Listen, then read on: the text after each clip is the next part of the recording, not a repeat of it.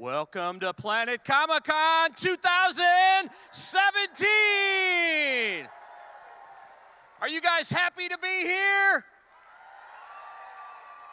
I didn't hear you. Are you happy to be here? All right, get ready to make some noise. We have our moderator and our guests coming out, but first, a couple house cleaning items. First, no video or flash photography, please. And also, because we want to comply with the fire code regulations, no standing along the walls in the back. Please find a seat. We are at capacity, and I think that's because, do we have Guild fans out here? Do we have Buffy the Vampire fans out here? Do we have Mystery Science Theater fans? All right, well, our moderator, you know her from Buffy the Vampire Slayer, and Bring It On. Let's clap our hands together and give a big Planet Comicon welcome for Geek Nation's Claire Kramer. Thank you. Okay, guys, Planet Comicon 2017. Are you guys enjoying yourselves? The one thing I love about coming to conventions is it is a place where we can celebrate our passions, all things comics, gaming, pop culture. And the thing that makes our next guest so special is she is equally as passionate about these things as we are. Please welcome Geek Sundry founder, Felicia Day!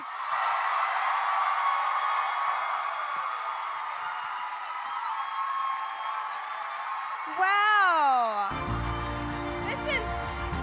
I got some music. What is that song? What did I get? What song did I get? Is that My Name is Lucas? What was it? I don't know. That's, you know, when I do, I've done it, the Supernatural has a band at some of the conventions they do. And they're really great, and they always play It's a Beautiful Day. So, but that wasn't that, because I think that was not U2. That was emo guitar. Was that Jack Johnson? Because I do not like him. Not as a person, I don't know him, but his music is very smooth. And it's not my cup of tea, but it's cool. Maybe. Right, so what's your musical cup of tea? Let's start there. I mean, I really like high-pitched girl pop. I mean, especially electronica, if it's like, you have a slight accent, like British. I don't know, I would think my Spotify station would really be annoying, or dogs would howl when they listen to it. Are we talking like more like Adele or more like? No, just like MIA, yeah. And who else do I like? Robin. Mm-hmm. See? Only girls are screaming. Only girls, and high-pitched girls at that, okay? Testify! Anyway. You have an eclectic musical taste. What can you say, right? Yeah, no, it's pretty narrow, but that's cool. And I also like really bad keyboard sounds, like because I had a bad keyboard as a kid. Like synthesized? Yeah, so like, zzz, you know those sounds? Yeah. I really like that. Those are kind of coming back in vogue in music. I know, that's why. It is super synthesized right now. My Spotify station will give me good things. It's just nobody else would want to hear them. Well, yeah. All right, let's talk with MST3K. Oh, okay. Yeah. Thank you. Hey, there are a couple of panelists that are missing. I think we need to bring the other panelists out. You know what? Yeah, you did bring some surprise guests. Yeah, I did. Where's our surprise bring them guests? out. Wait. Here they come. Where are they coming? I can hear them. Oh! What? Oh, look at this girl. She's amazing. Okay, so true story. Thanks, guys. True story, Christopher came through the line today, and this is a marvel of architecture. I mean, it's really unbelievable. And there was no pattern. It's not like, I want to make a pair of shorts, let's look it up online, and sew them. No. He's a balloon artist. And Crow has so many nipples. And yeah. Anyway. Don't think that we all didn't think that. What, Claire? So, yeah. Anyway, so I just wanted them to join me because I can't, really take them back on the carry-on. So I wanted to really get hey, I'll just hold hands. Just hold hands. Hold hands. MST3K came out April 14th. Yes. But you were a fan of the original. Oh, huge fan. Yeah. Huge fan. And so I love that the story about how you sort of came to be a part of the show. Do you want to share that? Oh yeah. I don't know if were you at that convention, Salt Lake City? I don't know if I was there that same time. Yeah, no, that's it. So at Salt Lake City, about a year and a half ago, I saw that Joel Hodgson, the creator of MST3K, was in the green room. And my brother Ryan, some of you, if you watch some of my web stuff, you may know him because we did a show called Co-optitude. Thank you. He's very funny. He streams as well. And so basically, he is a huge MST3K fan. He loves riffing. He goes to like local riff groups in Austin. And I saw Joel, and my first thought was like, oh, I'm going to get a selfie and rub it in Ryan's face. Like it wasn't a kind thing. It wasn't like I'm going to give a gift to my brother. No, this was like, I want to grind your soul into dust by my privilege right now. So I went over to him in the green room, and by the way, Chris Evans was in the corner. I don't care. I mean, I cared, but I wasn't going to go up to Chris Evans. I had a lot of people I could rub their face in with that. I don't know why I missed that opportunity, but anyway, let's talk about what happened, rather than what I'll dream about happening tonight. Let's tonight. stick to the facts, Felicia. Okay, the fact was that I went up to Joel, and I was like, can I have a selfie? And we got to talking, and he had seen some of my work, and we got along so well. He just randomly emailed me like 2 months later, hey, do you want to be part of the show? And so amazing. Only one other email was that good. It was Joss Whedon asking me, can you sing Jay when he asked me to do Dr. Horrible. Right. That's way better than the spam I usually get, you know? Those are two great emails. I know. So like, that's, just go up and try to be vengeful to your brother and good things will happen. So Joel emailed you, and then the creation of the character. How did you guys sort of tackle that together? Well, he had the idea and the name of the character, Kinga. He's like, I want you to be the new Mad. You're Clayton Forrester's daughter, which is like, oh my God. Like, I am a huge fan. Like, this was the one thing my brother and I could agree on at night, or when we were kids, in the morning, on Saturday morning. I think it was on Comedy Central or Sci-Fi or something. And we would literally, I almost strangled him with the phone cord one time, because we were fighting over whether to watch Monster Truck Racing or an Anastasia miniseries on TV, like when we were like 8. So it was a hardcore argument over the one TV in the house, and this was the one thing that we didn't want to kill each other over. So I honestly did wrap the cord around his neck. My mom was not there. He survived. He was fine. He was fine. So anyway, so it was just an amazing experience to be on set and even hearing his voice. Seeing him on TV for so long, and then hearing him, it just startled me even on set. Yeah, that's amazing. Let's talk about your memoir, You're Never Weird on the Internet. Almost. Yeah. Yeah. Thank you, guys. And what made the timing right for you to, publish that? Well, for a couple of years, guys, by the way, the Guild is 10 years old this summer. I don't know. I mean, what happens? Life just goes on, I guess, right? I mean, it should always go on. It just goes. I mean, you don't think 10 years, I guess when you're like 15, like 10 years is ridiculous. That's your life, right? Not, well, a life and a half. Anyway, I don't want to go into fractions, but it's just so weird to think, because it seems like just yesterday we started and the internet started. But anyway, after several years, guys, in my day, we had to have dial-up, you guys. Remember that? Talk about synthesized like things. That crane. Everyone, like, it's loading. It's loading. I'm waiting. It's loading. Yeah. So, I had done so many speeches, kind of like with Geek Sundry, my company, telling people about it and how I became part of the internet world. And people really responded to the creative side of my speeches more than the sort of the tech business side. I was like, hey, this is very fulfilling to me because I'm inspiring people with my talking. And so I'd like to kind of distill this into so I'm not just giving out pieces of my life in other people's podcasts, So I just decided to sit down and write the book, and I'm so great. I took a whole year off, basically only did that, and I really wanted to be, not just talk about myself, because that seems crazy. So I'm going to take a year off and talk about myself to myself in my room and type about me. That sounds like a horrible person's story, but I wanted to make sure that every chapter was useful to other people. and so they could take tools from, my journey and put it into their own lives and hopefully inspire them to create as well. Absolutely. And you thank are you. such an Thank you. inspiration.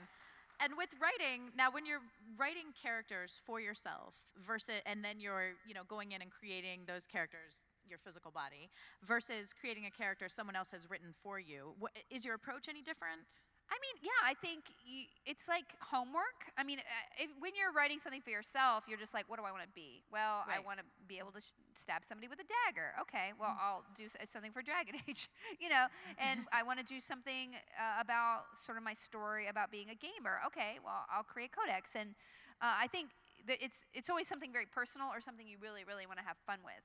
Versus if somebody else gives you a character they've already created, they have their own life story that they've drawn from to create that character. Right. And so the same thing with me. I'm a little bit Vork, you guys, okay? I'm not that cheap, but I do have a griddle, and I like to make bacon on it. So everything you write has a little slice of yourself in it in order to be authentic and relatable, I think. So good writing, which I've always had the privilege of being, all the characters I've loved playing have had a little bit of their authors in it. You kind of have to do research about like, oh, who is this person? What is their point of view on life? Usually in Hollywood, they cast you because an aspect of yourself is reflected in there. What part of me is reflected in it? I'm sure you know the process of acting. You're a wonderful actress. So it's just when you get that meeting, Well. yeah, right? I'm like, I'm telling somebody who's awesome about acting. No, don't but do you're that. telling all of us. Yes, we all wanna exactly. know. Yeah. And I'm sure your process is different than mine versus anyone else. Well, that's what's cool about art and creativity is that it doesn't matter how you get there. It's just that you're going on the journey. And that's what I think is wonderful. It's the difference between science. Like there is a way to solve the problem, a math proof that's been proven. Okay, there's one way to do it, although there's more than one way sometimes. But as an artist, okay, there are a lot of ways you can solve proofs. This is the worst analogy I've ever seen. Everything is creative. That's what I meant to be saying about math. It is true, though. There are different ways to approach problems. Yeah. And as an artist, you do have that. The more you sort of have studied, I think, the classic teachers and the classic playwrights, the more, you can pick and choose what to draw from for different characters. Well, for years as an actor, I was trying to do like method and be like, okay, I'm gonna think of, that one time when my cat died, and I just like, I feel, what? I'm hungry. So it didn't really work for me. That didn't work for me, and I always felt like a failure because that technique didn't work for me. But then I took Meister class, which is a different kind of more dealing with what's exactly in front of you, even if it's the actor versus the character, and like that made me forget that I was acting sometimes, when I'm in the scene with someone. So that worked for me better, and I guess you think that everything's going to be like an instant key to, being your greatest artistic self, but really you have to find who you are. It's almost like you're doing your own homework inside of you to figure out what works best for you in creating.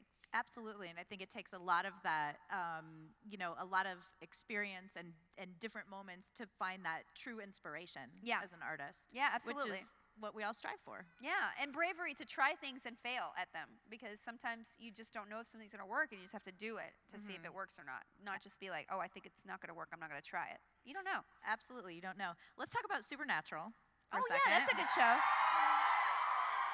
I mean, I figure Kansas should be like the biggest supernatural state, right?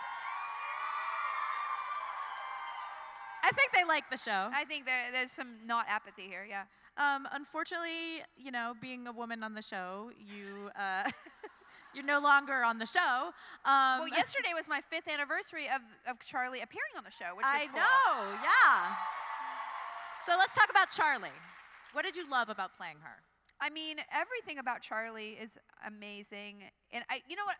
I mean, I love the fact that she was stronger than me and braver than me, and being able to play that side of who I am, which definitely pushes my envelope as far as I'm strong in that I can do a couple push-ups. But just being really resolute to plow through things that are bizarre and not be intimidated in a sense. And I think that I admired her about her, and I liked doing that. I love the fact that I could be geeky, and she wasn't a cliche. She wasn't like the girl who's so pretty with the glasses on. Like, I'm definitely geeky. Like, okay, you're very pretty, but I don't know if you know the difference between DC or Marvel, and that's cool. But sometimes TV is just kind of like shoves a cliche at you, and it's not authentic. And I love that Charlie was authentic inside. What I especially loved about her after she was on the show was how people responded to her being a lesbian, because I think, you know, she was a role model, and I've heard that many, many times about people being brave to be themselves, especially in that kind of way. So I love the fact that, you know, acting can just be a job, or it can be a touchstone to inspire people to be themselves or express themselves in a new way. And every show, you know, Supernatural is so inspiring in many levels, but I think for Charlie, she had many aspects that definitely touched, especially for women who are in the world of the geek. The geek, Yeah. like all of us, right? Yeah. You guys, you're lined up. Great. Stand up, and you can be our first question. How are you? I'm doing great. So I know from reading your book that writing the guild was tough for you. So, and I want to say thank you for that, because meeting Codex, I guess, was very important for me when I was young. It let me know that being a geek and being a girl when all the girls around me loved princesses was okay, and Codex was just so inspiring for me. Thank you. I wanted to ask, with the guild, you did several music videos, and that's kind of, I felt like it was unusual. Not a lot of web series. I mean, yours was kind of the first web series of its type, so nothing had done anything like that before. So how did you decide to do the music videos? What made me decide to make the music videos? You know, really, it was the sort of spontaneous joy of being in a place where we were making something completely on our own. Like, we made it in our garages. We never had an assistant full time. We never had like a sound studio. We didn't have a crew. Like, it was me and Kim, Evie, my partner, doing the show for 6 years, and we ended it because we had the company on top of that, and we didn't know how to scale, you know, and we didn't really have a lot of help to show us how to scale properly. And I'm really happy the way the show ended, but it was more necessity than us wanting to stop, because we loved doing it, and we loved seeing how it made people feel. And just you as an example, like, I was just trying to express my point of view of being somebody who loved things that people thought were geeky. I loved video games. I played them all my life, and I wanted to show people that gamers were not marginalized people. They weren't, you know, total shut-ins, although Codex is a shut-in, but her journey is about getting out of being a shut-in because she was a geek, not she wasn't a shut-in by being a geek. And the music videos were like just being in a creative place where you're having fun. And I think that kind of joy is hard, and creativity is hard, and you can't feel it all the time. Sometimes you just gotta like shovel through a really hard 10 pages to get to another piece of joy. But the music video, I had a new app, and I was playing with, and I put together horrible dance music. I mean, I love bad dance music, like, whoop, there it is, you know. You know, the Six Flags theme, I mean, that's a good song. Kind of. Not a good song, but Bada Bee, Bada Boo, even Barbie Girl, like, that's a horrible song. But I kind of love that song. So I put together a whole list of that, and I was like, oh man, it would be funny to do, and I thought of the title, Do You Want to Date My Avatar? And I'm like, God, that would be really funny if we did a bad pop song. And it turned out to be a much better pop song than I could have thought, because Jed Whedon from Dr. Horrible did the music and directed it. So, yeah, he's amazing. So he classed it up a lot. But it was just being inspired by just being able to play and have people support that sort of sense of joy. So thank you. Thank you so much. Yeah, no worries. And you just had 2 new series come out for the Guild Library Edition. Yeah, the Guild Library Edition is going to be out Comic-Con San Diego this summer. I'll be signing it with Dark Horse, and it's the 10th anniversary, so they put all the comics together in one hardback, and I wrote 3 new pieces for it. So that's awesome. Yeah, no, I think it's going to be great. And it was, you know, 3 years ago, I couldn't have written more in the Guild. I tried, and I was just really burnt out. And going back to it, you know, just last year in December, I wrote all of them, and I was super pregnant, and I was just like, oh, wow, I can do this. I'm a different person now, and yet I still love these characters in a new way. And I think just going through life and kind of healing a little bit got me back to a place where I really love them. Yeah, So, that's awesome. yeah. Hi. Hi. Thank you very much for starting Geek and Sundry. It got me into tabletop gaming. You know, Thank you. I am a critter. I love Critical Role. I'm a little bit behind, but I loved it. I love your character. My question for you, you got me started into playing Pathfinder with my friends. What's your favorite tabletop game platform, like Dungeons and Dragons, Pathfinder, Star Wars? What's your favorite one to play or that you want to play? Wait, what's your favorite? Favorite tabletop game? Tabletop game. Oh my gosh. My favorite, by the way, tomorrow is Tabletop Day, which it's the 5th annual Tabletop Day, which is really cool. And there are a bunch of places, I'm sure here at the con, there's gonna be lots of tabletop gaming. I'm sure there's some local game stores around. Yeah. So if you have the time, or just go out in public and play games, because Will and I and the team came up with that idea really to have people outside showing people that tabletop gaming is really cool and it can bring friends together and really enrich your life. My favorite games are, I love strategy games. Like I love Lords of Waterdeep. If you've played this new, Lords of Waterdeep is really good because it's kind of like RPG meets strategy. And I also like games with little foods. Like there's this name, no, seriously. There's a game called Agricola, and they have little cattle. And I bought the extra cattle set, so you have like a little. This guy's nodding. He's like, yeah, I got the little wooden cows too. Hey. I just got this game called Scythe, which is really amazing. It's like steampunk sort of Soviet communism, and I got instant sale. I ordered like special pewter like coins to go with it. I mean, it's really about collecting little objects. This guy knows right here. He's got them too. Yeah, you seem to be drawn to the accessories. Yeah, of the game. it's true. I do. I really like strategy games that are really wonky. Although there's a game for everybody. Like there's some for who've never played before at all, and there's, Cards Against Humanity. If you want to giggle against pretty offensive stuff, they got that. So that's a newbie game. I love it, and I love watching tabletop and being involved in that show because I get to be introduced to all the games in this last season. I'm like, I love all of them, and we'll really carefully pick those out. So thank you for saying it. Yeah, thank you. And I think you made a really good point. The tabletop gaming, it's about creating a community, and that's what's really kind of grown over the last 5 years. I don't have people to my house except to play games. I'm not going to sit there and talk to you. Yeah. Oh, yes. Hi, my name's Den, and I'm an instructional multimedia designer. So I shoot a ton of people just like they did in the Guild. Oh, wow. So do you have any advice for how to get people to be okay with a camera sitting right in front of their face, shooting, at them? If you're not shooting professional actors, it's a little bit hard. But, I always tell people to practice their lines in a into a mirror and look at themselves, because normally that's a little bit weird as an actor if you're acting with another. But if you're looking into just a webcam or something, that's a good tip. Like for Mystery Science Theater, everything was so fast and we delivered it all to camera. So actually, I think I had an advantage because I had so many years of delivering stuff to the camera that it was easier for me because we did like 30 pages, 40 pages a day. So it was so much harder. I think it would have been harder for somebody who's not used to kind of like looking at the camera. So I would just tell them practice looking at, and then people are uncomfortable, and sometimes that's funny. And okay. Okay. Yeah. I love making people uncomfortable. Thank you. What?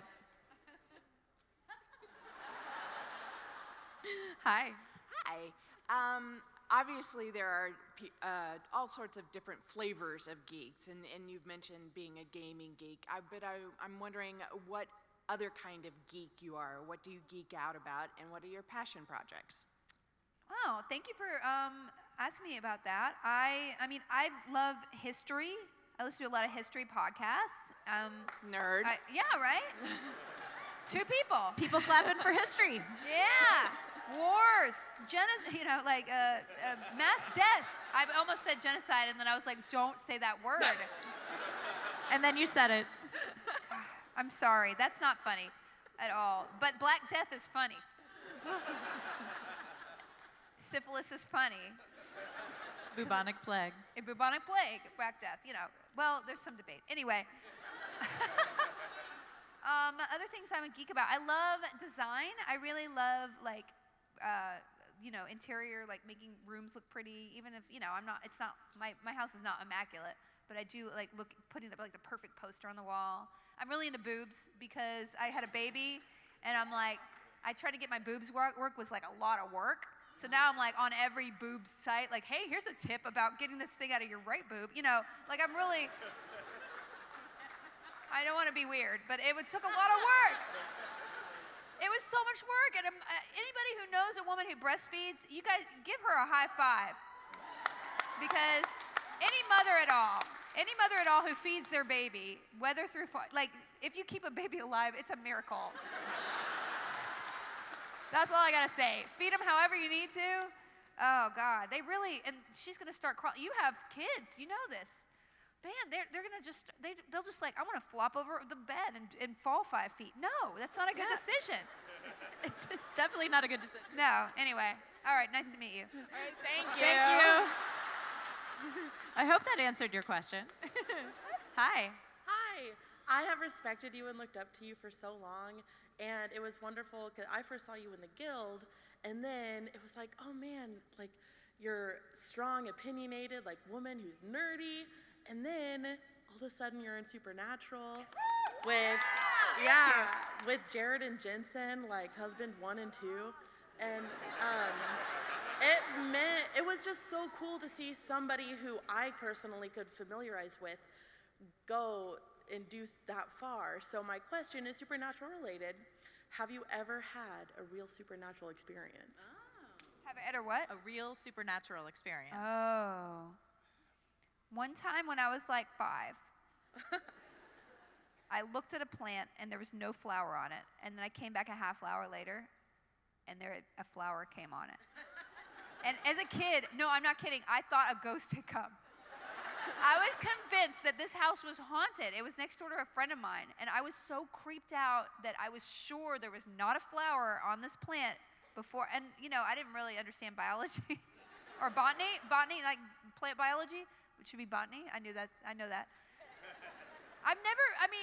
Whenever I'm in a house alone, I think there's someone in the closet. There is. What did you say?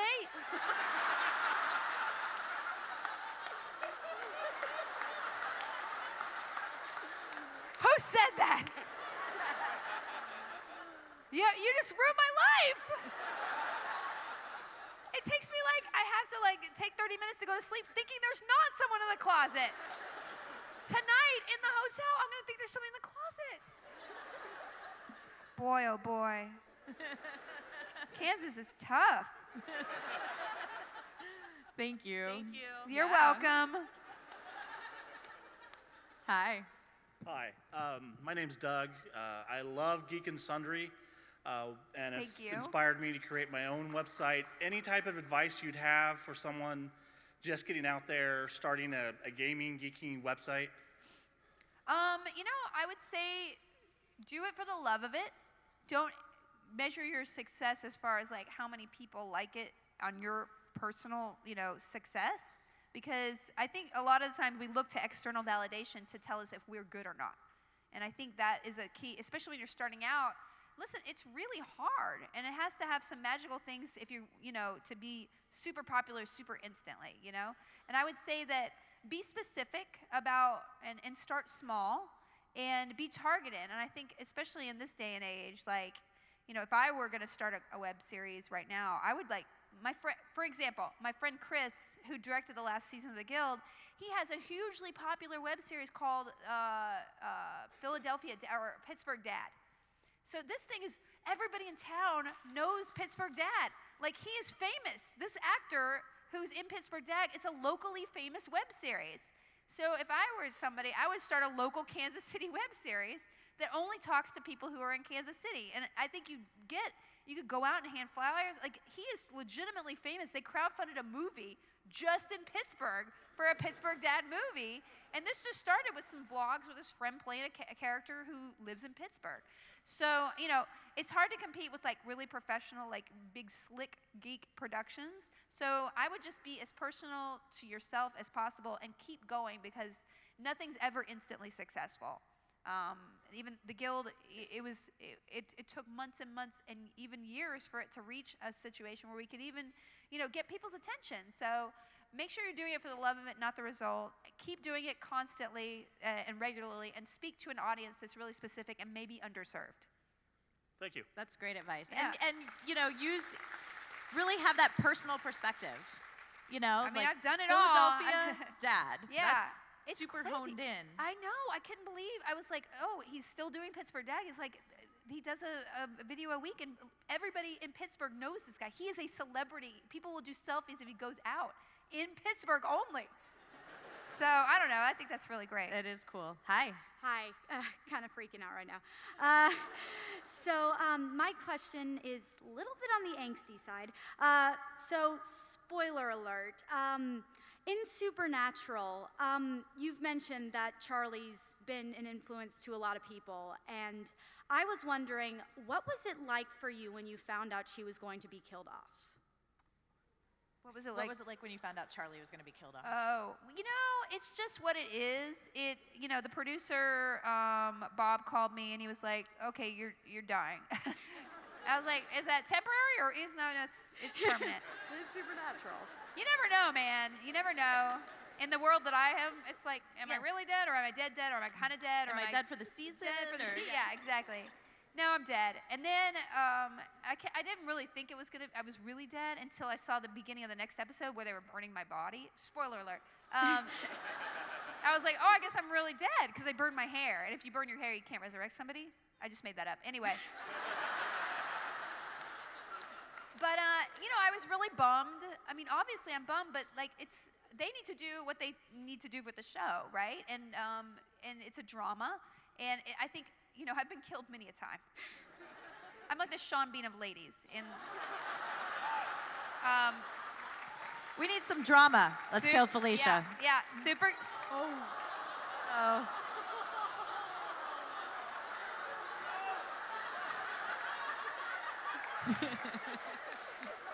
What just happened? I don't know if I feel very good about that. Are we We're haunted, and he's going to be in the closet tonight. He's looking at you awfully funny. Stop it! Oh boy, yeah. You know, I mean, it's not my show, and you get disappointing news, and it's fine because as long, you know, she's always going to live on in the episodes, and nobody. I mean, Jim Beaver should be very. I mean, they keep bringing him back, so maybe one day. I would love to be a part of the show again, and if not, I had an amazing. I was on the show for 4 seasons, Yeah. so. It was an amazing run, and I'm just glad the character inspired a lot of things. And if they want to bring me back from the dead, I'm ready. I'm ready. Woo! Thank you. Thank you. Thank you. Hi. Hi. Wow, I'm seeing you in person. This is amazing. Oh, okay. So, if you could, would you like come back to us fans as the Queen of Moons and like make actual rules for Moondor and like make the game? Wait, what? Say that one more time. Wait, one more time? Would you come back and make rules for Moondor, like the game from Supernatural? Like, would you make the LARPing group like real? Make rules for the games? Moondor, yes. Oh, wait, okay. Oh, I don't want to. You know what? If I could come back, I would be there and do it. I wouldn't do whatever they wanted me to, but you know, I Like- would. I'm sure they would come up with some cool way for me to come back because. No, not like on the show, like actually make like a Moondor rule book. Oh, the moon door, like Yeah. the actual location. Yeah, Oh my God, that'd be so cool. that'd be amazing. Can you like write that and just have that be a thing? Do you have like on Twitter? Yeah. Okay. I don't know, Wattpad or something. Just put it in the universe. Okay. Just put it out there. Yeah, just put it out there. I Thank like you. it. I look good in those pants, although no way I could fit in them right now. It's fine. I don't care. I was really bummed about it, you guys. Like I was 10 pounds lighter before I had my baby, and then I was just like, oh, I can just go buy new pants. Yeah, there's a simple solution. It was so easy. These are bigger pants. Why do people stress over this? Hi. Hi. I personally consider you the queen of the geeks. Is there anybody else you consider to be a queen of the nerddom, the fandom, the geekdom? Does this... Queen of the geekdom, girl. Oh, I am. I appreciate it. Yes. And I'm asking her to repeat things because I got off the plane and my ears are a little stuffed. I'm not deaf. I'm the So you're microphone whisperer. You're my whisperer. Yeah. So I mean, it's a title that I don't know. Queen is kind of an inherited title, and I feel like that's just asking for a revolution. So I kind of like Grand Duchess because they don't murder Grand Duchesses and revolutions as much. There's longevity in that title. Longevity, yeah. I mean, it's a little bit more, and you have more responsibility. I watched Downton Abbey, okay? I love that show. And, you have responsibilities to take care of, the town and all that stuff. So I like that better, but, if you're going to be coronated, I guess don't refuse the crown, right? I watched The White Queen, too. I really like people in outfits, costume dramas and things like that. Anyway, all right. Thank you. Hi. Hi. First of all, I want to say if Kansas is too harsh, you should totally come to Nebraska. We're so much better. So is there a thing? Whoa! What is going on? Is there like the Nebraska versus Kansas gangs or what? What is going on? You heard it here. They grow corn and they also carry guns? What's going Wow. My question is, what was your favorite part of filming the Guild? What's my favorite what? What was your favorite part of filming the Guild? Like, what was your favorite making the scene? Guild? Filming the Guild. I mean, it wasn't people leaving rings on my coffee table, all right? When you shoot in your house, people are just, treat it like your house. Don't pee on the floor near the toilet. Like, nobody peed in a bedroom, but anyway.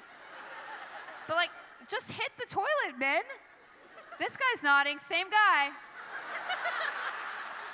You know guys are like this. I like this guy so much, I'm gonna give you Crotty Robot. And I signed it right there. You're welcome. All right, you're welcome. I wish I could come over to your house and play games, because obviously you have a lot of them. It was, you know what, my favorite thing was there's a bunch of favorite things, but I loved being able to put funny things in people's mouths and have them make it better with their acting. And then you write in agony. You're just like, whoa, are you getting dirty? They totally went there immediately. I mean, I'm being a heartfelt artist and what? Is she Kansas or Nebraska? Because I have to like one or the other, right? Or no? I'm Nebraska. Are you Nebraska? Whoa, you came to Kansas and you're talking smack? You need security.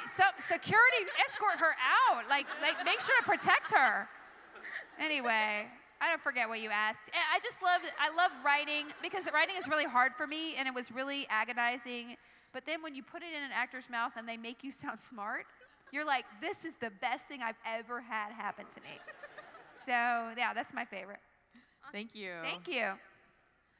Oh, Hi. man, what is this outfit? Aku from Samurai Jack. I can't hear the... Yeah, we're going to have to... Whoa. That's an amazing outfit. I don't know what you just said, but...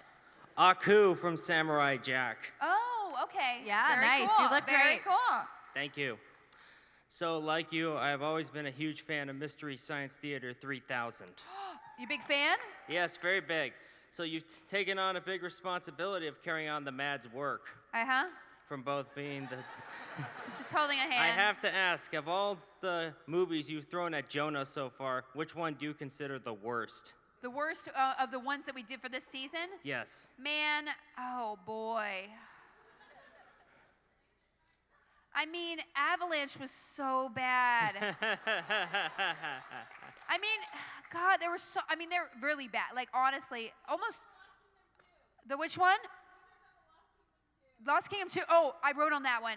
I actually, Joel came up to me. He's like, "You're a really good riffer." I normally don't check who wrote the riffs, but I got so many jokes in that one specifically, and I was like, because I love bad fantasy.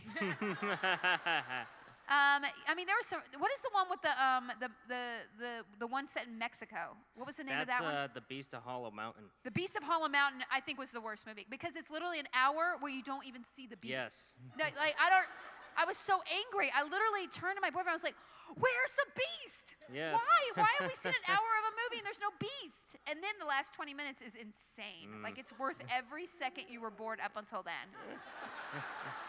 I'm gonna give you, since you asked an MHC3K question, I'm gonna give you Tom Servo. All right. Come on Because you're up. a fan, and I signed him on his gumball. There you go. All right.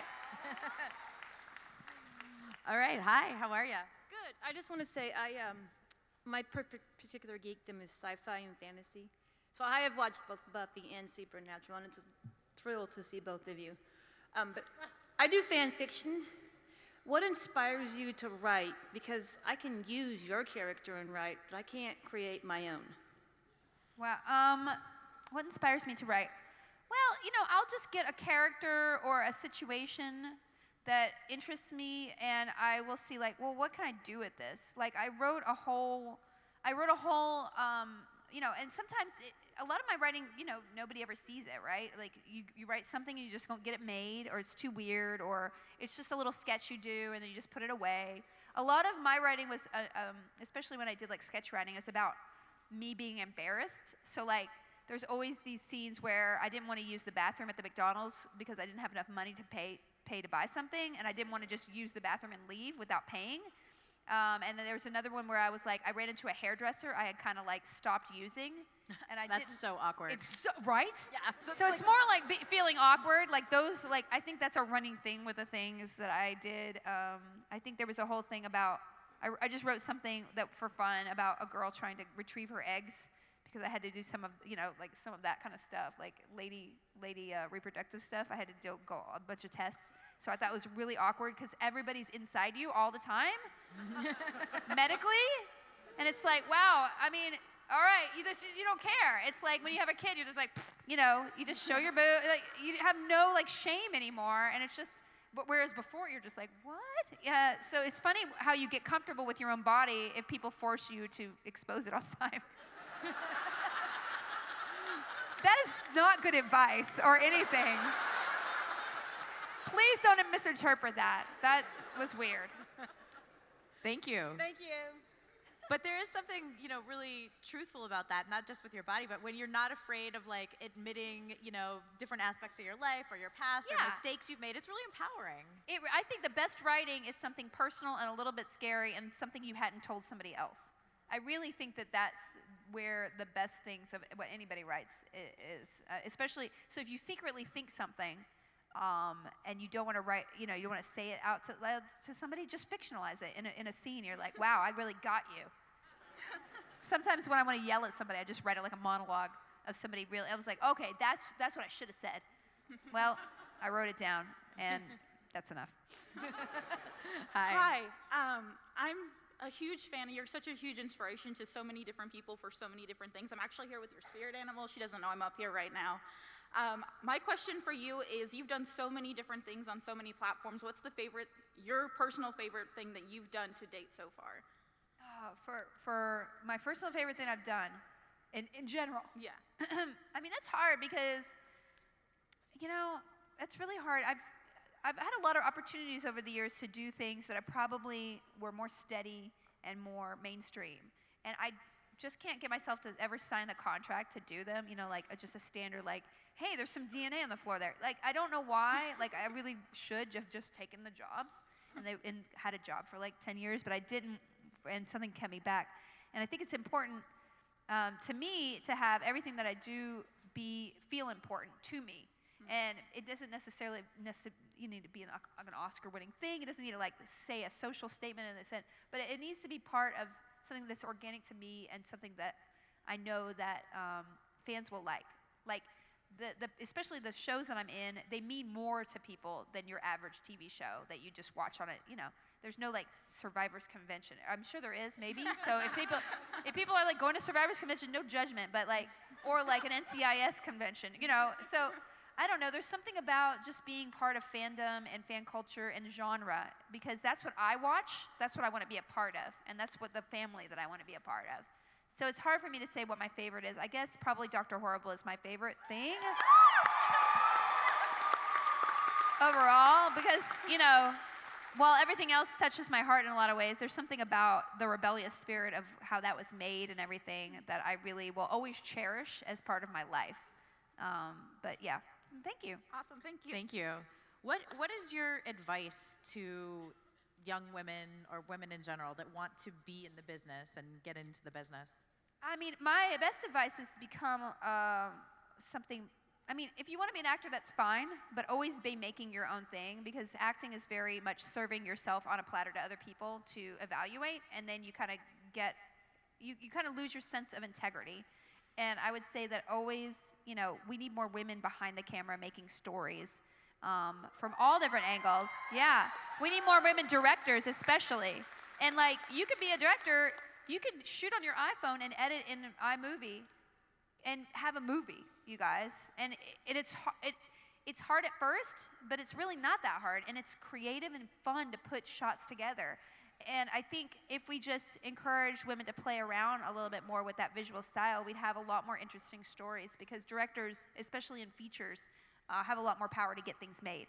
And if more women are behind the camera, then more women's stories will be out there, and we won't have to like sit here and try to push things forward in a way that is hard. I just feel organically there would be more equilibrium, because especially directors, it's only 10% of directors. Yeah, so it's really, really, really low. And it's fun to direct. So, I mean, I would love to do that. I just had a baby, so I can't be on set, 20 hours a day like a director. But in the next couple years, I would love to direct something, because that perspective behind the camera. And plus, you get to pick out what's on, it's like, hey, what picture do you want on the wall? Oh, you're asking me? Like, that's great. Hey, you get to audition actors and decide, like, what color the throw on the chair is. I mean, you really get to be in charge in a way that's really fun. And have people supporting you, trying to help your vision get to the. So it's a great thing. So if one person in here goes direct something, male or female, let me know. Tweet it to me. She put it out there. I love it. I think you'd be you are an amazing director, and I agree. There's something about putting your whole artistic thumbprint on the entire project versus just a performance or just writing or just, producing. Well, the director is kind of the person everything gets filtered through. It's kind of like interior design. Like, hey, does this go on the wall well? Does this scene tell the story well? How do we assemble? Yeah. Yes. Exactly. Did you guys enjoy this hour with Felicia? Thanks, you guys. Thanks very much. You're here all weekend. I'm here all weekend. I'm here for a little bit tonight, all day tomorrow, a little bit in the morning on Sunday. And I just want to thank you for being awesome. And this is my first Midwest con, so yay! Thank you. Felicia Day! Thank you. I'm going to give this to you. Yeah, there you go. Don't beat that kid up for that thing, okay? You're a lucky Bye. dude. Thank you, Felicia!